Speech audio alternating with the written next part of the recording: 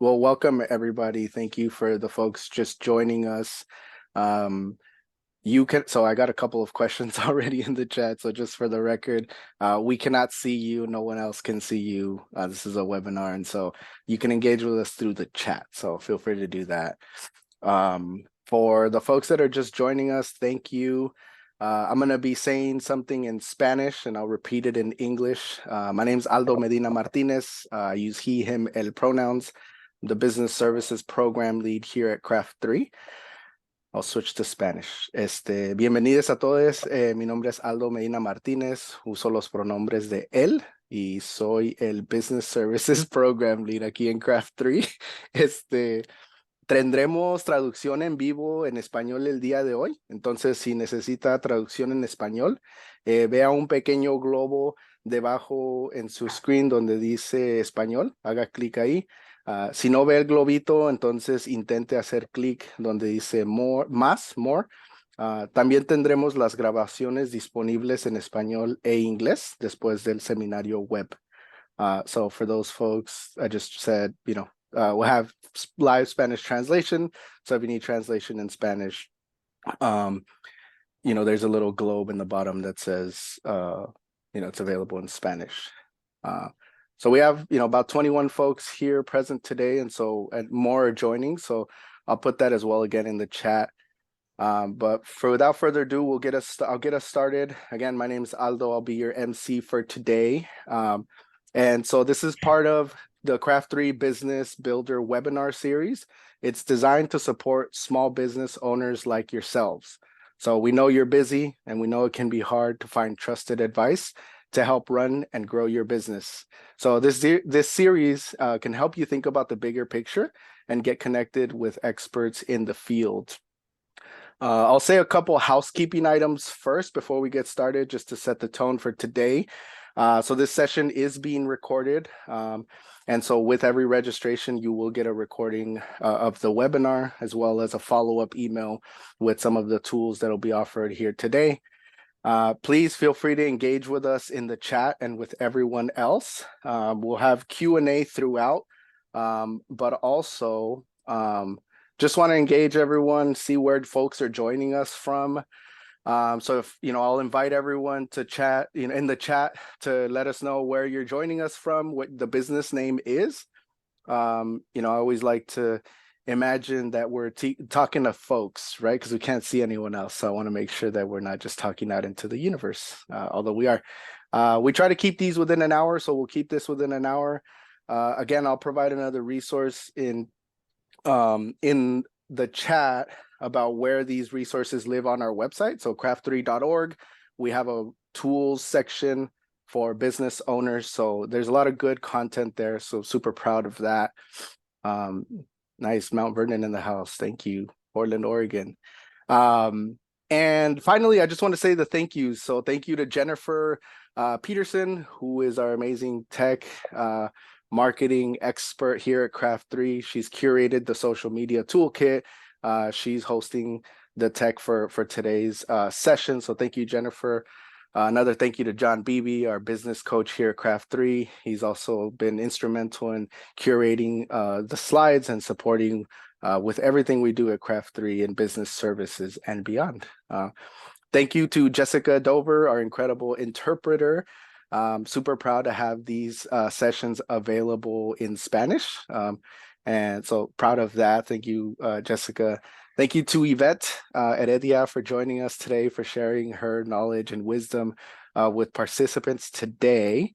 And, thank you to our community partners. We know that we can't do this work alone, and so we do it in community. And so all the partners that have shared our social media toolkit for participants to join us today. Thank you, thank you, thank you. And finally, thank you to you all, everyone that's on this call, to participants, whether you're joining us live or in the recording. Again, we know it's hard. We know you're busy.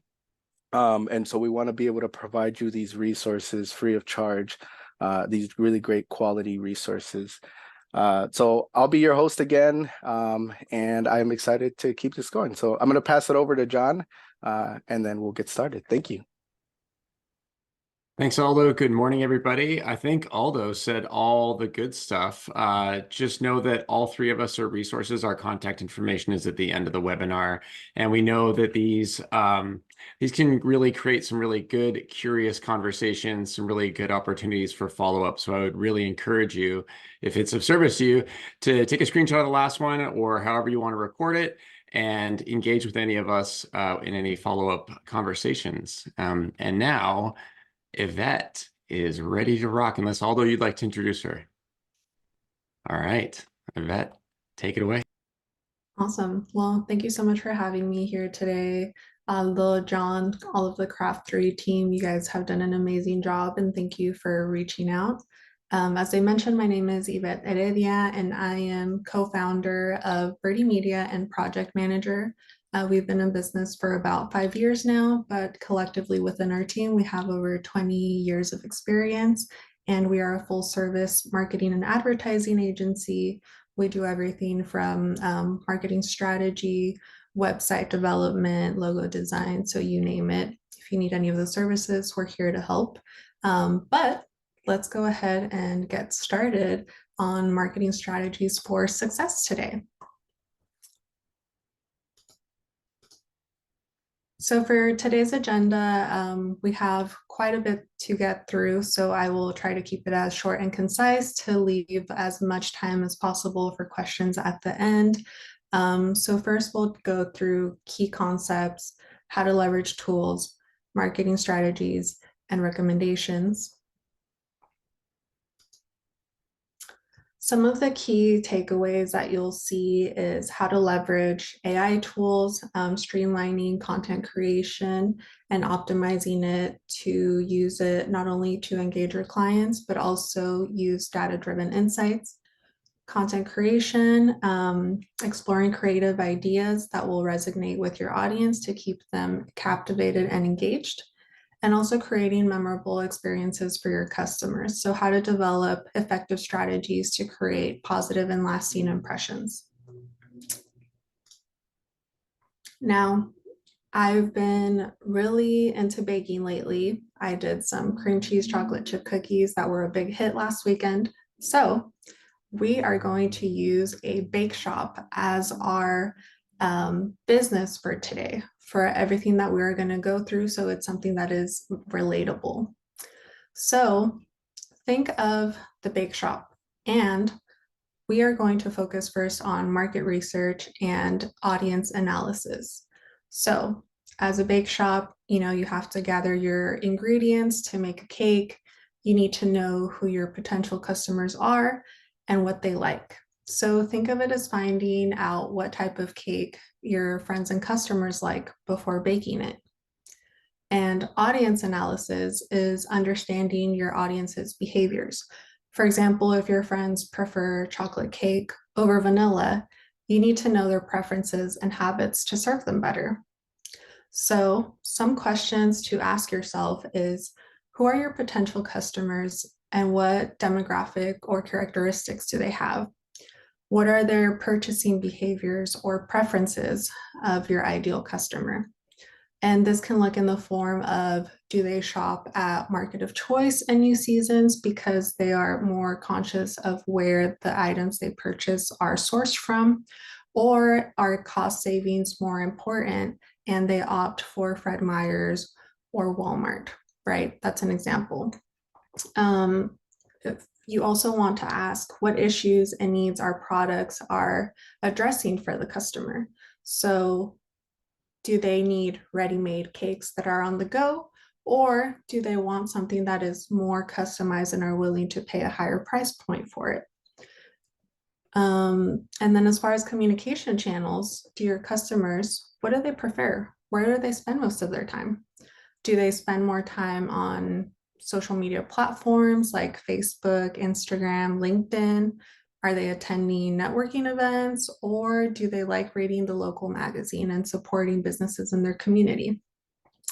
When you have an idea of what your ideal client is, asking yourself these questions, you will have a better idea of who your audience is, what they look like, and how you can best approach them. and we're going to have a quick, brief pause to give you the opportunity to ask any questions. Thank you, Yvette. We'll wait around for questions, and if not, I have one that I think we can get started on, if that's okay. I attended an event yesterday, and one of the clients during the event asked me, I asked them, like, who is your ideal customer? And they said, everyone. um, and it's not unique. It's hard to kind of like put a picture to someone, right? So Yvette, can you share a little bit when someone says, everyone is my customer? Can you share a little bit of tips on how you walk folks through that or help think through that? Definitely. So that is a very common response that I also get all the time, but it's very important that you break it out into subcategories, right? You can be a product like cookies where everyone can buy it, right? But let's say you are focused on selling cookies that are almond gluten-free.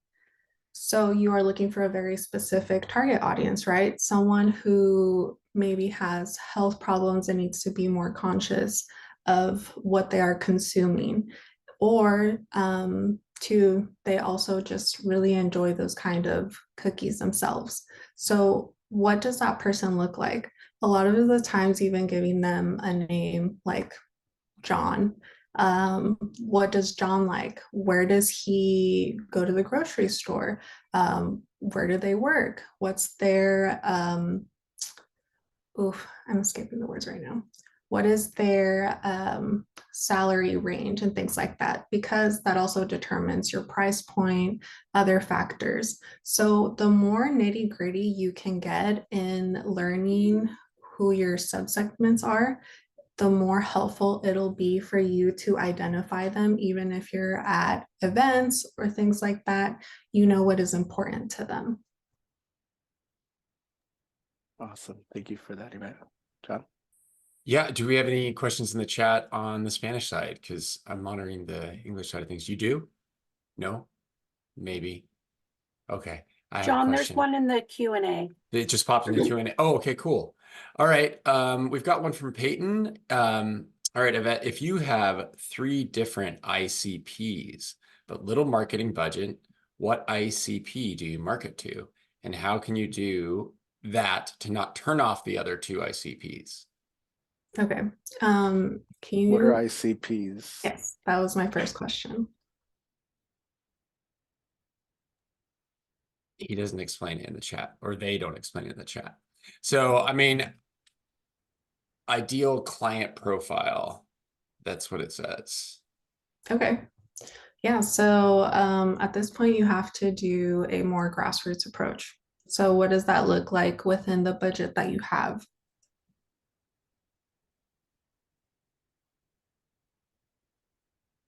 I have a follow-up with that, with ideal client profile, and I think that this is, I don't know if this will help with that question, but does your strategy change when you're either service or consultative-based business, right? So you're not producing cookies, you're the wholesaler that's going to sell to other retailers for cookies. So your business model is either business to business, or you're a consultant and you do quality assurance for that cookie maker. How do you find your ideal customer, ICP, ideal customer profile in that scenario?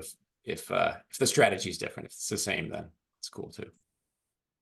Fundamentally, you ask the same questions, but it may vary a little bit, especially when it's, okay, so B2B.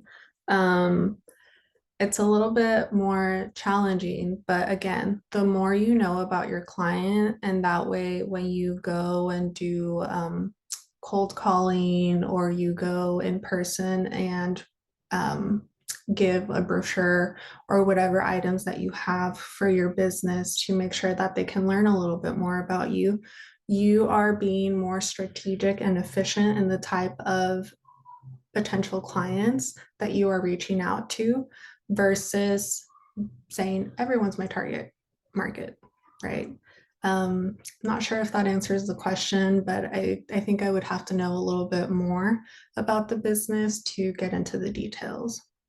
And Peyton added that it's a manufacturing business serving different kinds of clients. So I think the goal around the question was, if you have a limited budget for marketing and you have whatever dollar amount, how do you allocate the most to the ideal client base, but then still have enough left over maybe to market toward the other couple? And maybe it's not a dollar amount, but maybe it's whatever your focus and bandwidth is, right? So do you lock that first one down, the primary, and then go to the secondary and tertiary markets?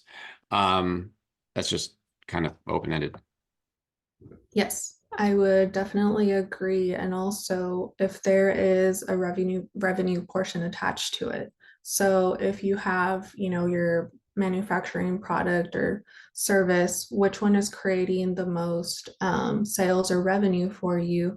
And if so, is that the one that you want to focus on, or do you want to focus on a different one that will grow? So it's a matter of establishing your goals and objectives for that as well.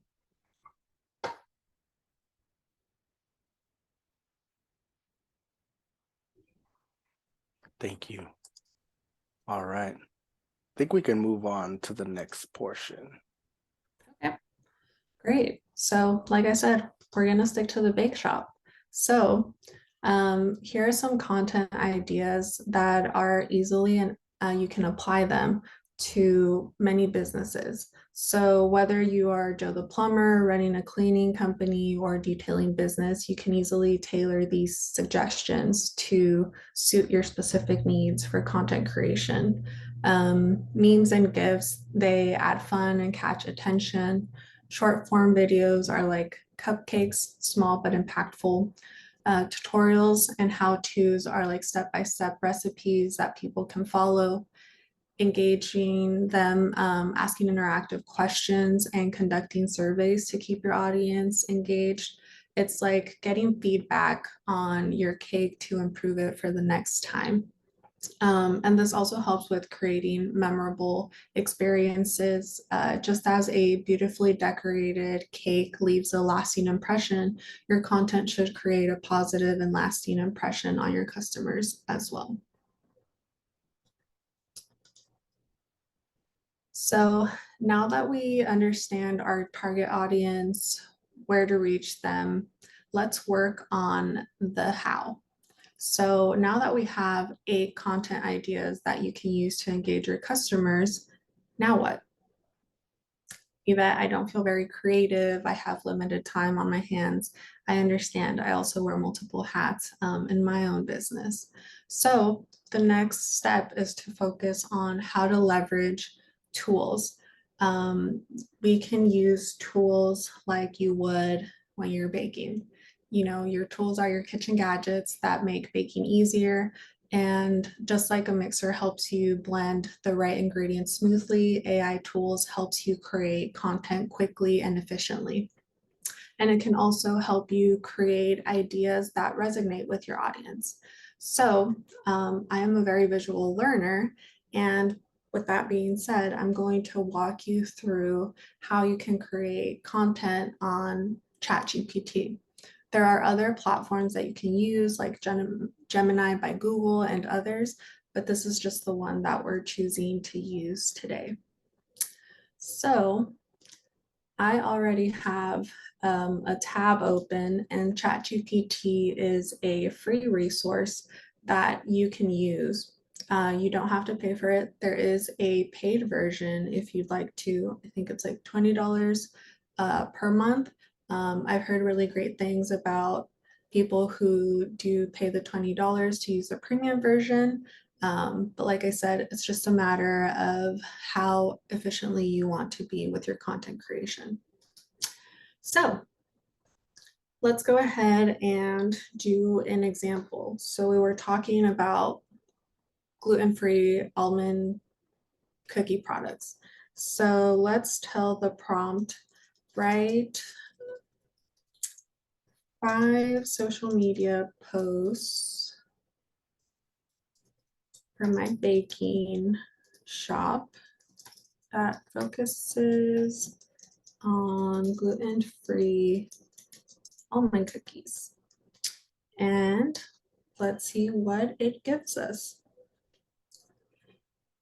All right, so as you can see, it is creating information based on the prompt that you put. Now, if you want to tailor them, you can continue refining it. So if you don't like when it's super salesy, you can say, make it less cheesy.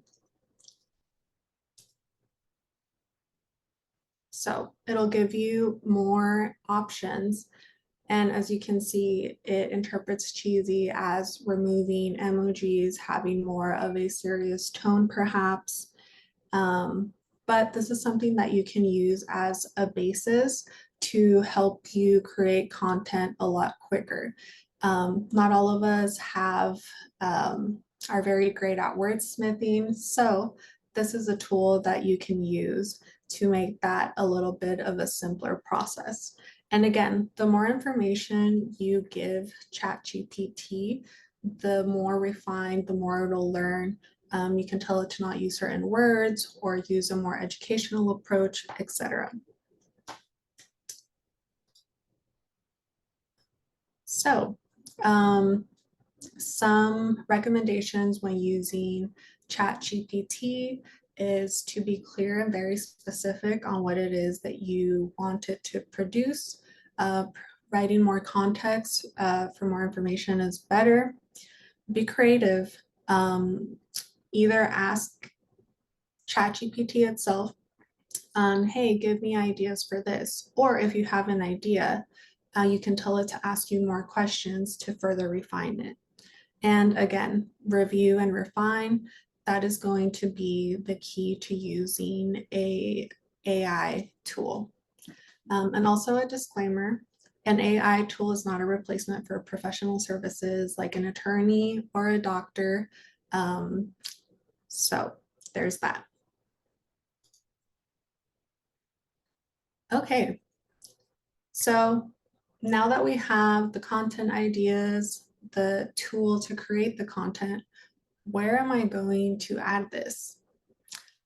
Just like having a recipe book, you can have a content planner for your social media. It helps you stay organized and consistent with your content and ensuring you don't miss any critical steps.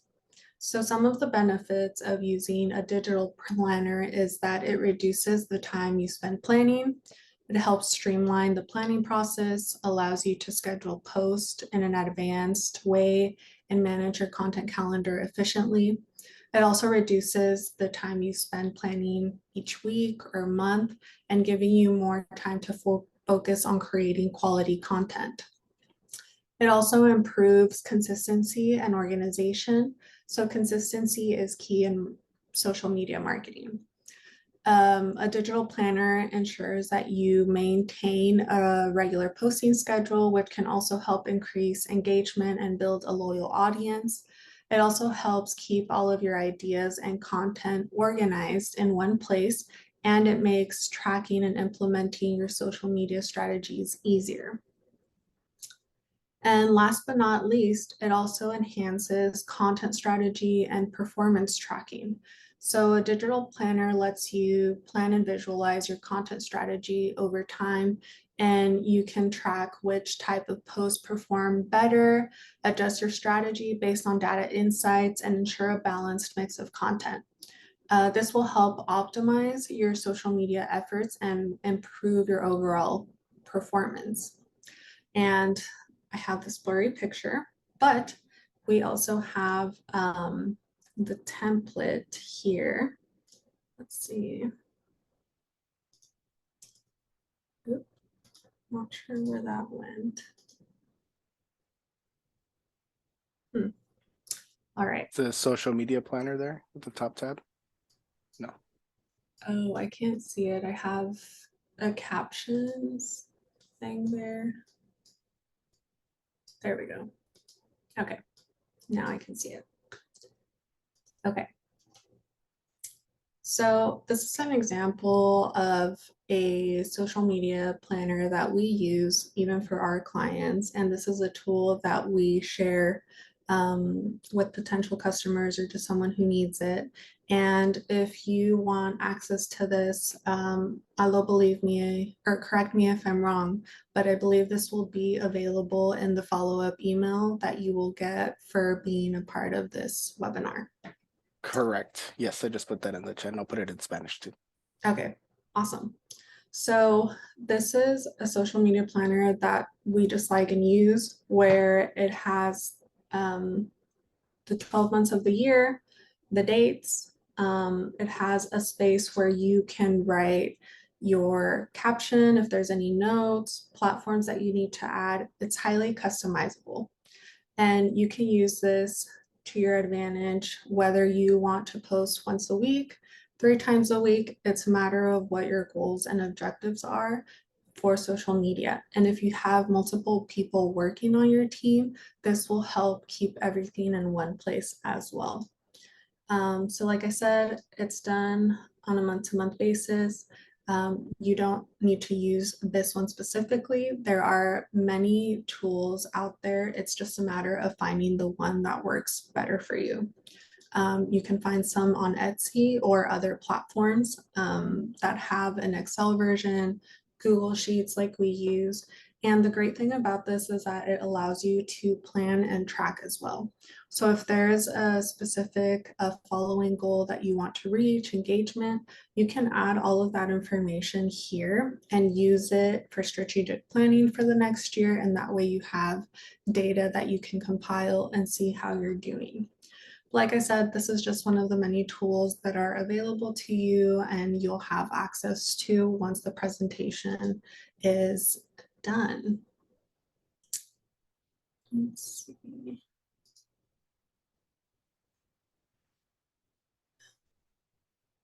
Okay.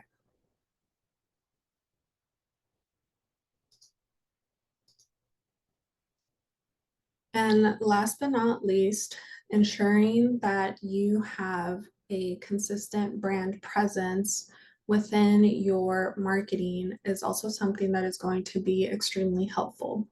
So a brand style guide is like a cake decorating guide. It ensures that everything looks consistent and appealing, making your brand easily recognizable. Here is an example of a brand style guide, which we're using Birdee Media's. And what is a brand style guide? So a style guide gives you a basis for how everything needs to look and feel that is done for your business. Whether that's a social media post, you are creating swag for your clients or even your team members, everything has to have consistency, right? And that includes everything from your color palette and the different color codes that you use, whether it's for digital printing, embroidery, etc. Most likely they will ask you for this information, and if you have it on hand, it makes it a lot easier to create and develop items for your business. Another big one is fonts. Many of you have probably seen that there's a lot of businesses that have different fonts depending on what post it is. It's all over the place, right? And it doesn't help with brand consistency.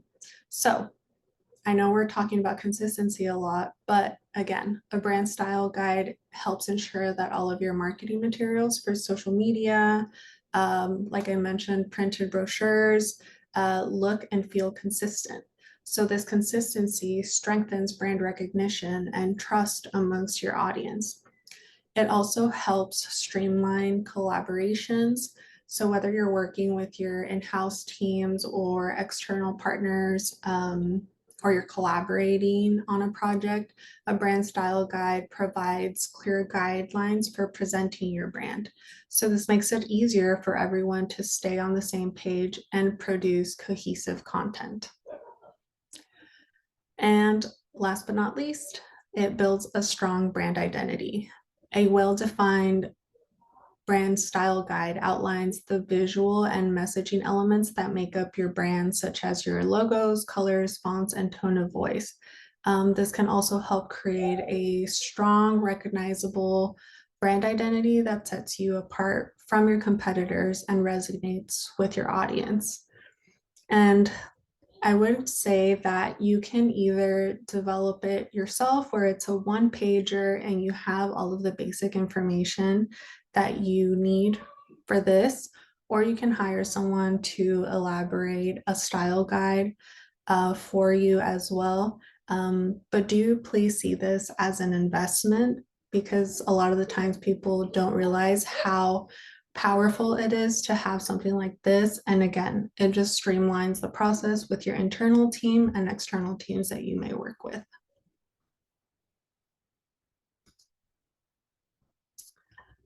So, some key takeaways or recommendations that I have for you today is develop a brand guideline. Just like following a recipe, this will ensure consistency in your branding. Investigate your market and audience. Know your audience like you know your friend's favorite cakes.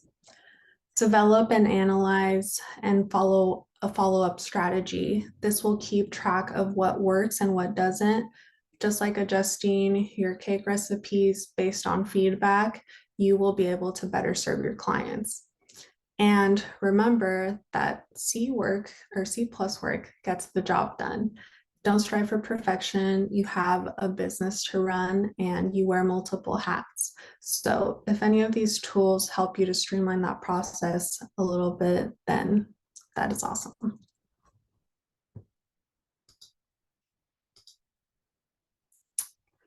Any questions? Thank you, Yvette. That was awesome. Thank you for the example of the Chat GPT, because I think I was a little bit hesitant, I'll say, to engage with AI just because of the unknown factor. So I really appreciate how you brought that home. Just to recap, but I mean, another point that I wanted to highlight that you mentioned was, when you're producing content, I heard of it in terms of, like, one portion is you're educating, so you're informing folks about your product or about the industry that you're in, or you're entertaining, right? You're providing some form of content for entertainment. And so I thought that was really important. I think I saw a chat coming in. I mean, a question coming in through the chat. John, do you mind fielding that? Or where is it?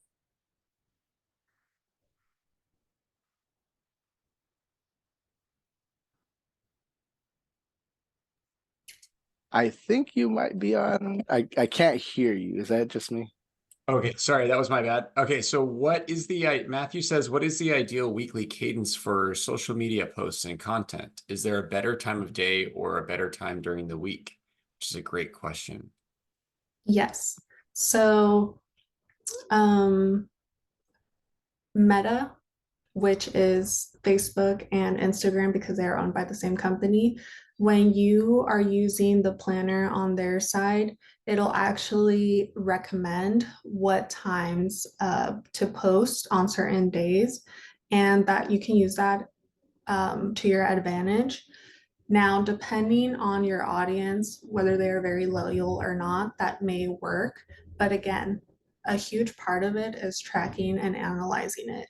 So the nice thing about you having a business Facebook page is that you have access to all of these insights and data that you can say, oh, actually, posts on Tuesdays have a lot more engagement than the post that I did Friday at 7 p.m., right? Just an example. Or versus Monday morning, right? It's the start of the week. People are getting their life together and getting their kids to school, so they don't have time to scroll on social media. There's also articles like Hootsuite. They will write these because it does change every so often.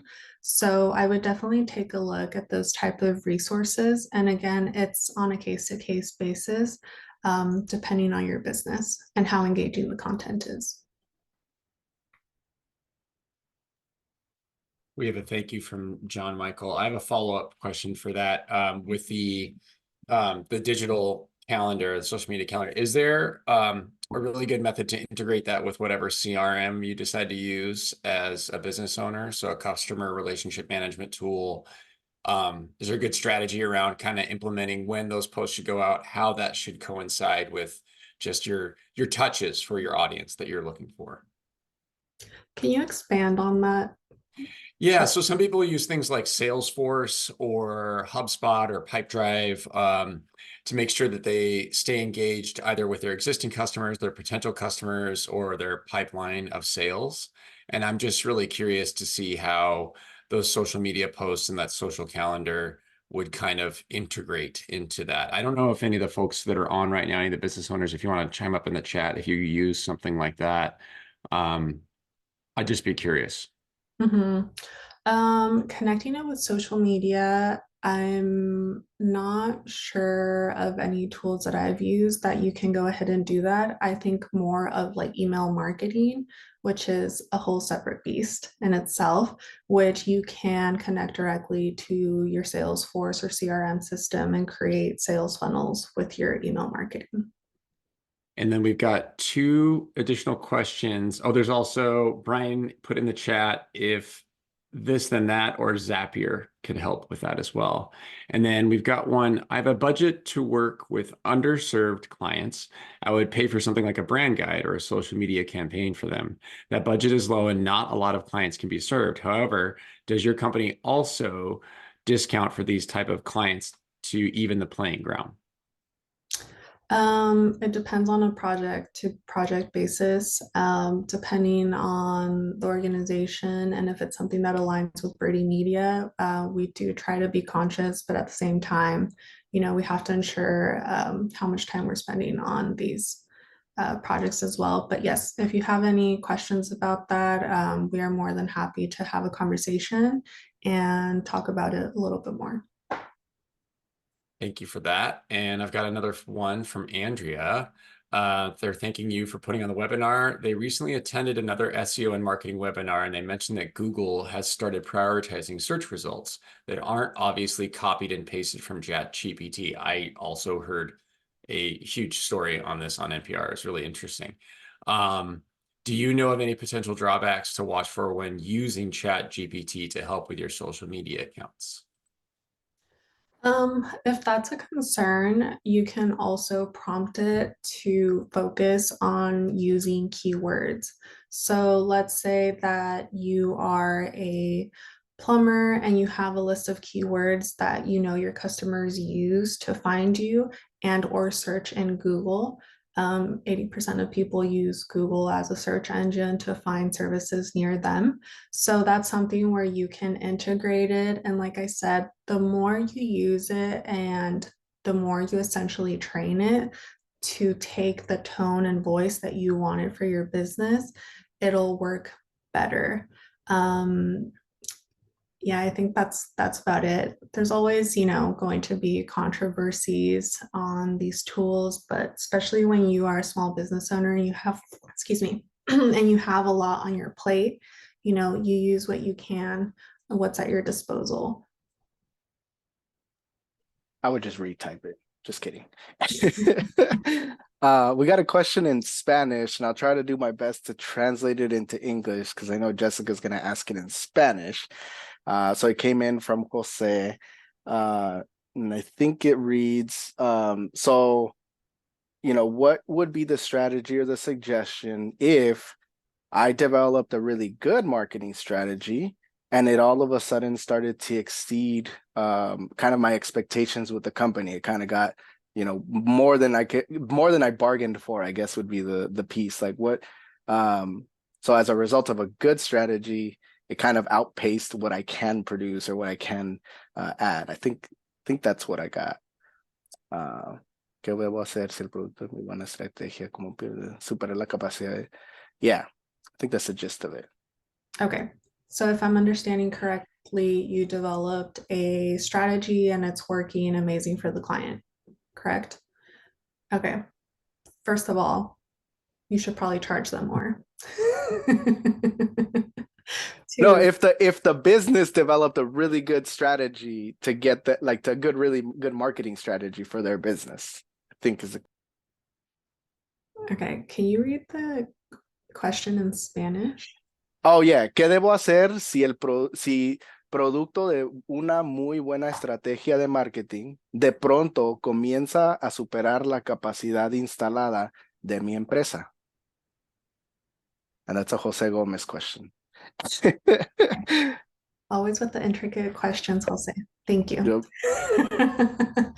Okay, if I am understanding it correctly, and you don't have the capacity to continue the strategy, then at that point you can outsource someone if you have if you can outsource it if you have the budget to hire someone, whether it's a few hours a week um, or a contractor basis. Um, I think I'm struggling to understand the question. Yeah, that's often something. But so I think Jessica Dover just put it in. So what should I do if I, as a result of a great marketing strategy, soon start exceeding my company's internal capacity? Okay, you do what you can, right? If you have the capacity to post 3 times a week instead of posting once every day, then go ahead and do that. Just make sure that it is content that is quality, and not every post is going to have those expectations of, oh, it went viral, right? That is very rare, especially in today's competitive social media market. But yeah, just do what you can, right? And once you have the budget to bring someone who can focus on that, whether it's part-time or for a few hours a week, great. Since we've got a little time, would you be willing to speak to that? That was going to be a question I had, is sort of that sounds like a question around a really important point in the growth of the business, to where they do involve a specialist like your firm, or a freelancer, or some scale of marketing firm. And when you're showing the brand style guide, it's really beautiful and amazing. I don't think I'm artistic enough as a business owner to develop that myself. So things like that, I'm just wondering, sort of, where do you take the temperature of the water as a small business owner when you say, hey, I need some help? And that question from Jose is almost that, hey, it seems like internal capacity is at max. When do I look for help? And then at what level do I look for help at? I don't know if you have tiers that you've seen with clients. It would just be helpful to get some insight around that. Mhm. Yeah, so I would definitely, so I'm going to break it down and answer the portion with the brand style guide first. So for that one, I would treat marketing the way that you would when you are car shopping, right? It's not a light decision that you are making. You are investing time, money, additional resources, and potentially a binding agreement that you can have for a year or more, depending on the marketing agency and or freelancer that you're working with. So I would suggest that you basically have like interviews, right, with 2 or 3 companies, do your research, have a set of questions. I see it a lot where clients don't know what they want and or need.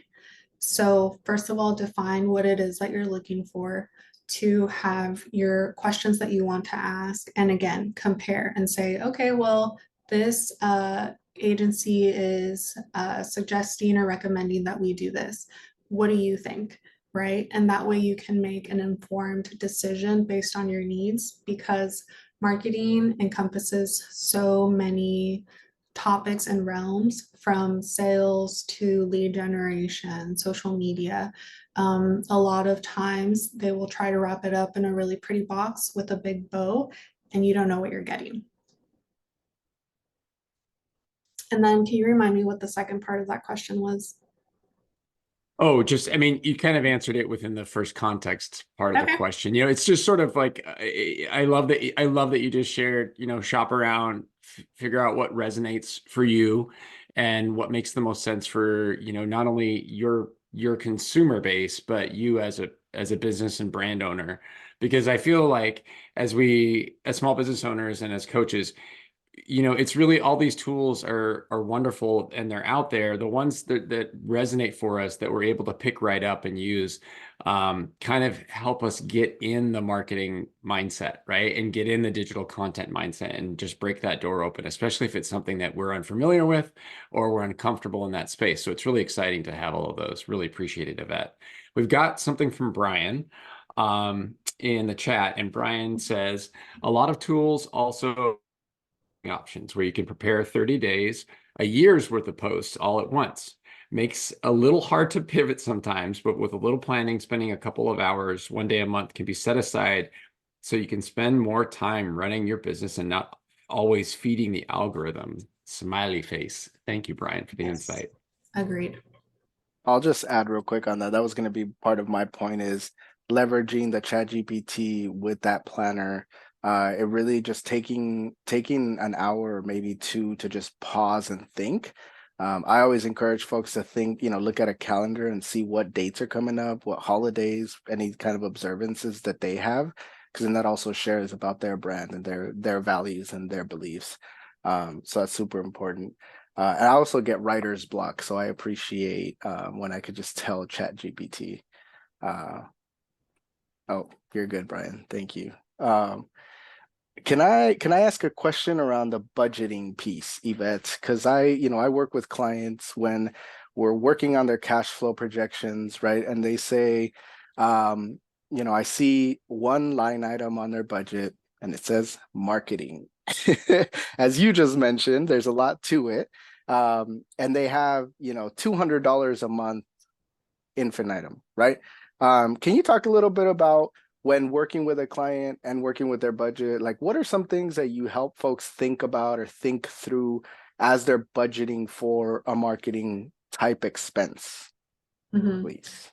So going back to your market analysis and audience, that is going to be the basis for that, first and foremost. And then two, where do you get your clients? Where do you get more leads from? Is it from traditional mediums of marketing like magazines, radio, billboards, right? Now those tend to be more expensive, but if you are getting the ROI that you are looking for from those, and also some of those are for brand awareness, not necessarily lead generation. So if you have a smaller budget, usually digital platforms, you get your more bang for your buck. But also you need to be very strategic on how and where you allocate those funds. So if your audience is mostly on Instagram, then focus on putting that budget towards Instagram instead of Facebook, because there's age demographics attached to that, right? Your audience on Instagram is, I think, 25 or 30 to 45 versus Facebook, it's like 45 to 65. So have all of those in mind. And again, please look at your data. Data mining drives your decision making for marketing. So again, just look at that piece and see where you're getting more bang for your buck. Ask your clients, where did you hear about us? That will give you a lot more information than you can acquire sometimes from these emails and other information that you receive. Awesome. Thank you. I'm also thinking of other businesses. Maybe the investment is in the logo and flyer design, right? Like depending on the type of business and your audience. I've seen that work really well as well. All right. John, do you have anything else? I think we can. I have a lot of tools to walk away with this from. I mean, that ChatGPT thing blew my mind. It was awesome. Yeah, it can produce 5 things. Yvette, do you mind going to the next slide, please? So folks can get the info, the contact info. And yeah, I agree. I was like thinking about my writer's block and then like a planning tool and then the ChatGPT. I was like, oh, dang. And then you can pivot and adjust as needed, right? So we're coming to the end. Thank you very much. Thank you for joining us today, everybody. Again, with your registration, you will get a recording of this as well as a couple of other tools. Again, I want to say thank you to Yvette, to John, Jennifer, Jessica, and all of you participants for joining us. We won't keep you for another 10 minutes. So this is the end of our webinar. Our contact information is here on the screen, and you will also receive it with the email follow-up. So this concludes our session. Thank you so much, everybody. Have a great rest of the day and week.